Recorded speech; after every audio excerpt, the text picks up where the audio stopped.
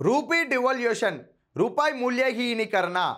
మరి రూపాయి మూల్యహీనీకరణ అంటే ఏంటిది?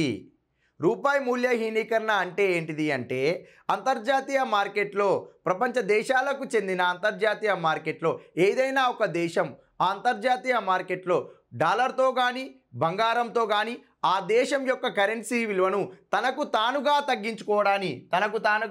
తగ్గించుకోవడాన్ని రూపాయి మూల్యహీనీకరణ అంటారు. మరి ఈ రూపాయి మూల్యహీనీకరణ అనేది భారతదేశంలో 3 సందర్భాలలో 4 సార్లు చేయడం జరిగింది. 1949లో జాన్ మత్తయి ఆర్థిక శాఖ మంత్రిగా ఉన్నప్పుడు రూపాయి మూల్యహీనీకరణ చేశారు.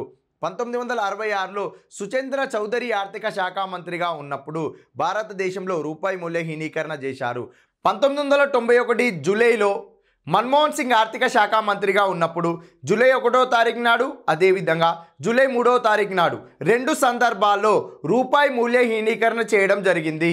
భారతదేశం యొక్క రూపాయి విలువను తగ్గించుకున్నారు అనగా 3 సందర్భాలలో 4 సార్లు భారతదేశంలో రూపాయి యొక్క విలువను మనకు మనమే తగ్గించుకున్నాము, మనకు మనమే మూల్యహీనీకరణ చేసుకున్నాము. దేంతో కంపేర్ చేసామండి?